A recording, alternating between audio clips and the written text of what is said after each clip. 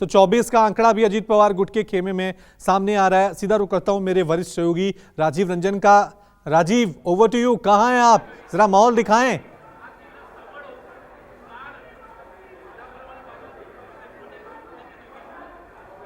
देखिए रवि, इस वक्त मैं यशवंतराव चौहान सेंटर में आ गया हूं, जहां शरद पवार अपने पावर का प्रदर्शन कर रहे हैं, शक्ति प्रदर्शन कर रहे हैं। अभी आपने देखा कि भुजबल एजुकेशन जहां पर अजीत पवार गुट की बैठक हो रही। एक बात मैं बता दूं कि सांसदों की संख्या के दृष्टि से शरद पवार अजीत पवार गुट पर भारी पड़े हैं। कार्यकर्ताओं की दृष्टि से देखें, अगर भीड़ जो लिहाज कही जाती है, उस लिहाज से भी शरद पवार के जहां बैठक हो रही है, अजीत पवार की बैठक से ज्यादा कार्यकर्ता आए हैं। मैं आपको माहौल दिखाता हूं। यशवंतराव चौहान सेंटर आप देखिए, ऊपर से नीचे तक, इस पूरे सेंटर में ऊपर से लेके नीचे तक अगर आप सरसों फेंक दें तो वो जमीन पर नहीं आएगी। इतने एनसीपी के कार्यकर्ता यहाँ पर इकट्ठा हुए हैं। मंच पर शरद पवार मौजूद हैं और इस सेंटर में महाराष्ट्र के एनसीपी के कार्यकर्ता पूरे महाराष्ट्र से शरद पवार की समर्थन में आए हुए हैं। एक तरफ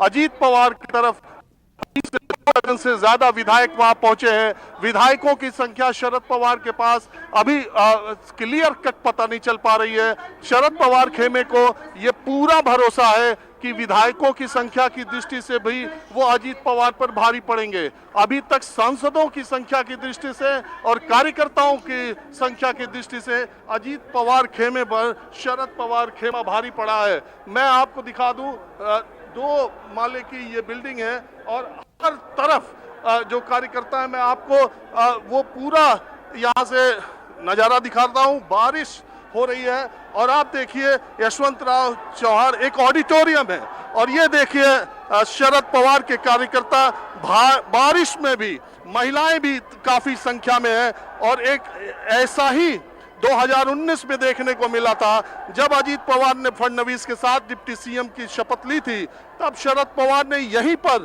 कार्यकर्ताओं की बैठक बुलाई थी। आज एक बार फिर से ये कार्यकर्ता यहाँ पर इकट्ठा हुए हैं। बहुत बड़ा कंफ्यूजन एनसीपी के कार्यकर्ताओं में ये है कि शरद पवार का वो जो कुछ भी डेवलपमेंट है उसमें उनका हाथ है या नहीं है। लेकिन आज पार्टी एनसीपी दो फाड़ हुई है और एनसीपी के कार्यकर्ता दोनों तरफ जा रहे हैं।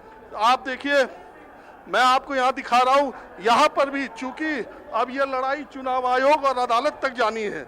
अब ये लड़ाई सिर्फ महाराष्ट्र और मुंबई तक नहीं है, ये अदालत तक भी जाएगी। इसलिए दोनों तरफ से पार्टी के कार्यकर्ताओं का रजिस्ट्रेशन हो रहा है और यहाँ पर एफिडेविट ली जा रही है कि आप शरद पवार के साथ हैं। ठीक इसी तरह से जहाँ मैंने आपको अजीत पवार के खेमे की बैठक दिखाई थी, वहाँ भी एफिडेविट लिया जा रहा है। वहाँ भी कार्यकर्ताओं से साइन कराया जा रहा है 100 रुपए के स्टाम्प पेपर पर।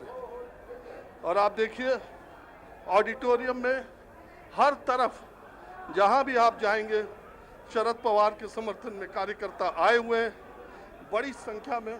और मैं आपको ये दिखा दूं, बहुत सारे कार्यकर्ता महाराष्ट्र के अलग, ये केवल मुंबई के कार्यकर्ता नहीं है, ये महाराष्ट्र के कार्यकर्ता हैं।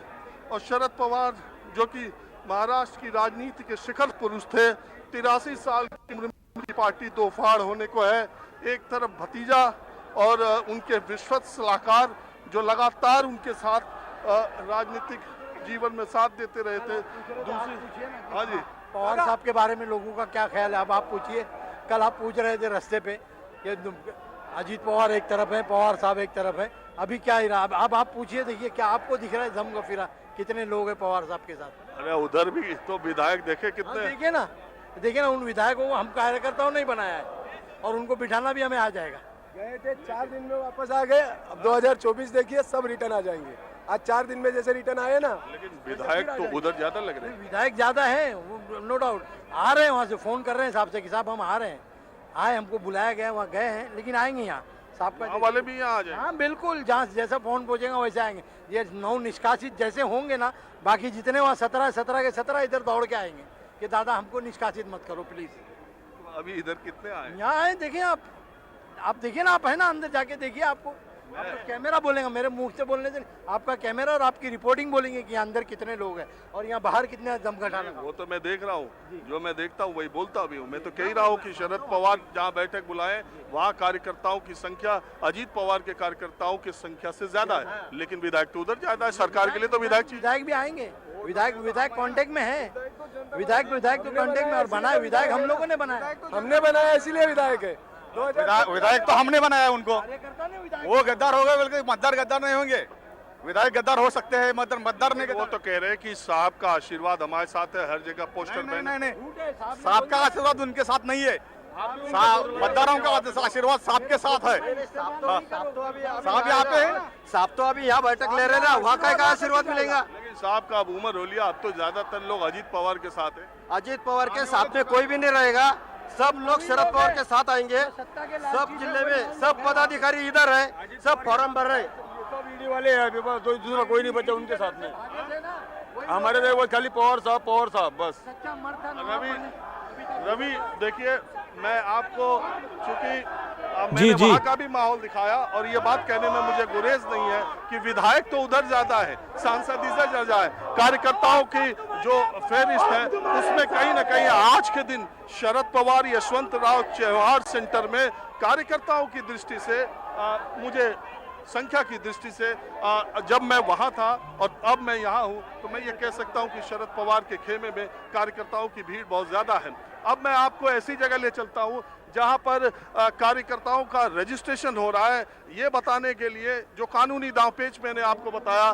पार्टी पर कब्जे के लिए बहुत सारी चीजें की जाती है, पार्टी के संविधान के हिसाब से, सिर्फ विधायकों के हिसाब से नहीं। और अगर अजीत पवार के पास 37-38 से कम विधायक पहुंचे तो तकनीकी तौर पर जो दल बदल विधेयक का कानून है वो उन पर लागू हो सकता है। और आप ये देखिए, जो कार्यकर्ताओं की महाराष्ट्र का ये पूरा का पूरा हॉल जो है शरद पवार के समर्थन में, आप एक बार मैं कैमरामैन से कहूंगा कि ऊंचाई से दिखाने की कोशिश करें कि ये पूरा का पूरा हॉल, ये जो लाइन लगी हुई है, ये सारी की सारी शरद पवार के समर्थन में एफिडेविट देने के लिए ये पूरा हॉल खचाखच भरा हुआ है और एफिडेविट लगातार साइन हो रहे हैं। अलग अलग इलाकों से महाराष्ट्र के लोग आए हैं और पूरा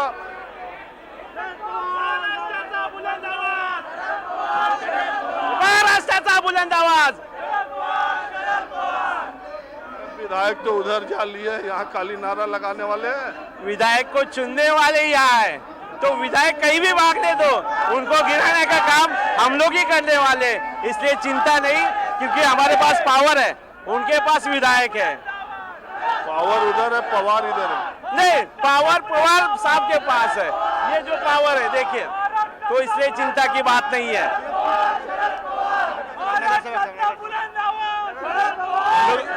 नगर सेवक हूँ मैं, पवार साहब की पार्टी एनसीपी से 4 बार नगर सेवक हूँ और मैं एमएलए का इलेक्शन लड़ चुका हूँ।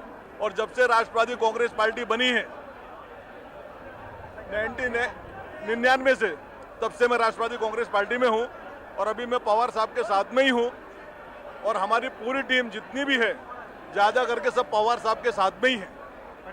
अरे भाई, विधायक की बात हो रही ना, कार्यकर्ता की बात तो तब होगी जब चुनाव होगा। अभी तो सरकार की बात है, टूट के जाने के बाद है। असली एनसीपी कौन है? विधायक तो उधर ज्यादा है। नहीं, विधायक अभी देखो कुछ भी क्लियर नहीं है, कहाँ पे ज्यादा है कहाँ पे नहीं, आज मालूम पड़ेगा। अभी तक लोगों को मतलब ये है कि जैसे अजीत दादा बोल रहे थे कि मतलब सब हमारे साथ में है, इधर मतलब हर आदमी का मतलब अभी कुछ पता नहीं है कौन किसके साथ में है। मगर राष्ट्र, एक बात बताओ, अभी क्या एनसीपी के कार्यकर्ताओं में कंफ्यूजन है क्या कि पवार साहब के वजह से ये हुआ है, या पवार साहब उधर नहीं है इधर है, या दोनों तरफ है? नहीं, उसमें क्या था कि पहले भाई एक बार ऐसा हुआ था, तो उस टाइम में जैसे अजीत दादा ने सरकार में शामिल होने के बाद में फिर बाद में वापस आ गए थे, वापस आने के बाद में फिर वो नेता बन गए, फिर बाद में तो इसलिए लोगों को ऐसा लगता है कि मतलब फिर बाद में आ जाएंगे, तो इसलिए लोग ज़्यादा करके खुल के सामने नहीं आ रहे हैं।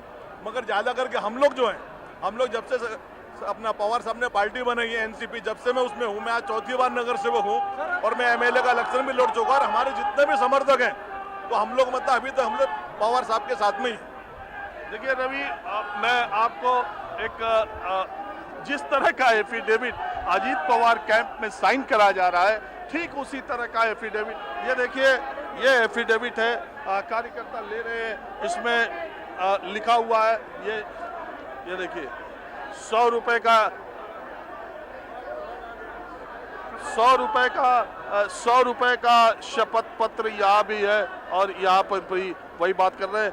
मैं कैमरामैन ये कह रहे हैं कि हमारे लेंस में बारिश की वजह से फॉग आ गया, अगर आपको भी दिखाई दे रहा हो तो आप ठीक है राजीव लौटेंगे। दूसरी तरफ अजीत पवार का भाषण भी शुरू हो गया है, लेकिन हर एक अपडेट, तस्वीर, आंकड़ा आप तक पहुंचाएंगे। छोटा सा ब्रेक।